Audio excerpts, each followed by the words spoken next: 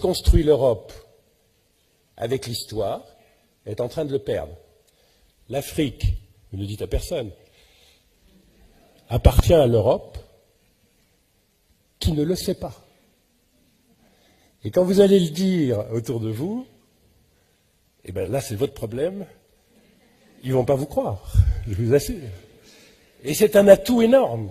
Elle n'appartient pas encore à la Chine, elle n'appartient pas encore à l'Inde, elle n'appartient pas encore au Brésil, et chose un tout petit peu plus préoccupante, elle n'appartient toujours pas aux Africains.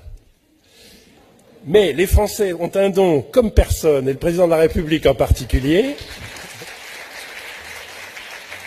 D'ailleurs, objectivement, tous les présidents de la République français, qui est de donner à penser aux Africains, et à mon avis, il faut continuer, que la France, quand on ne défend pas ses intérêts de nation seulement, est toujours le porte-parole et le défenseur de l'Afrique. Et d'ailleurs, ça va se refaire au G8 dans quelques jours et au G20.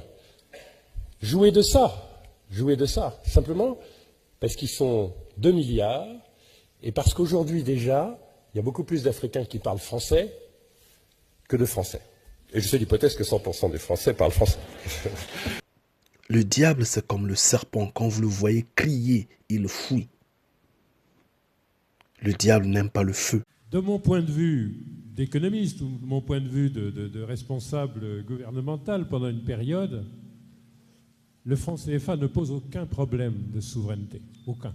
Ce sont les chefs d'État qui décident des taux d'intérêt, qui décident de l'utilisation pour le financement de l'économie, du réglage de la masse monétaire, de la politique vis-à-vis des banques et du financement de l'économie, des taux d'intérêt, c'est-à-dire de l'essentiel, de la nomination des dirigeants. Ce sont des banques centrales indépendantes et des chefs d'État. Lorsqu'il parle, avant de venir sur la fin de sa réflexion, lorsqu'il parle de notre mobilisation, oui, il y a 13 pays en Afrique qui utilisent la zone franc, mais peut-être que Google ne marchait pas fortement dans certaines régions où son excellence était auparavant. Quand on parle de 25 pays, c'est qu'il y a des pays de la diaspora qui se sont mobilisés aussi. Il y a des diasporas dans les Caraïbes qui n'utilisent pas le franc CFA qui se sont mobilisés aussi.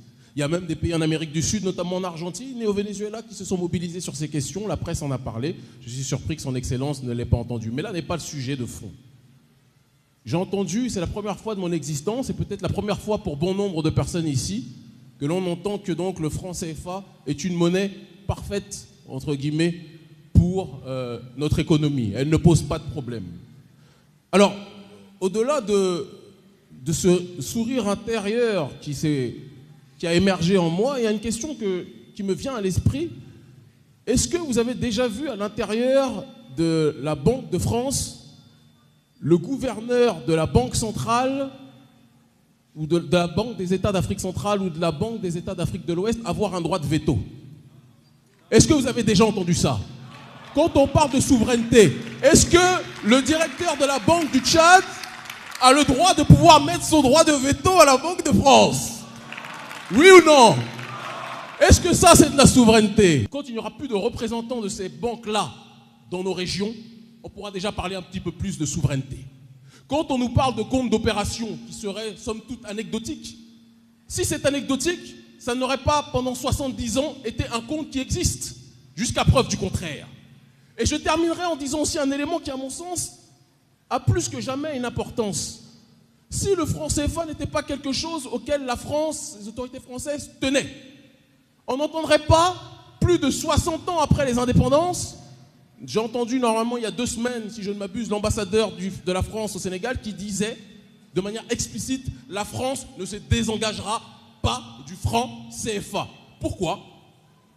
Pourquoi, si ça ne sert pas un minimum leurs intérêts? C'est une question de fond à un moment donné que l'on doit tous se poser.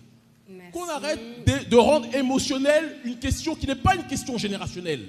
C'est une question de souveraineté auquel chaque peuple doté de raison et de dignité a droit dans ce monde. Et tant qu'on ne le dira pas, nous ne serons pas considérés comme libres. Je pense que le message est passé. Merci beaucoup, monsieur Seba. N'oubliez jamais une chose, lorsque vous reviendrez chez vous, vous êtes les représentants de cette Afrique nouvelle. Et vous êtes aussi, aujourd'hui, audibles que n'importe quelle autorité Par rapport à la globalisation de l'information, nous devons être capables de nous faire entendre, de telle sorte que le mépris de certaines institutions qui nous disent « Vos questions de souveraineté monétaire ne sont que des questions émotives », on leur rappellera que l'émotion précède souvent la raison et que la raison est la finalité de notre libération. Merci, monsieur Kéba. On va laisser la parole. Mais moi, quand je vous entends, mon cher ami, et quand je vois la réaction très chaleureuse du public, je me dis, mais il est urgent que vous vous présentiez à des élections, puisque vous nous avez dit tout à l'heure que vous ne vous présentiez pas à des élections, mais présentez-vous. Ma première élection, c'est celle du peuple. Je ne cherche pas à me servir du pouvoir, je cherche à servir le peuple. Et je le sers dans la société civile.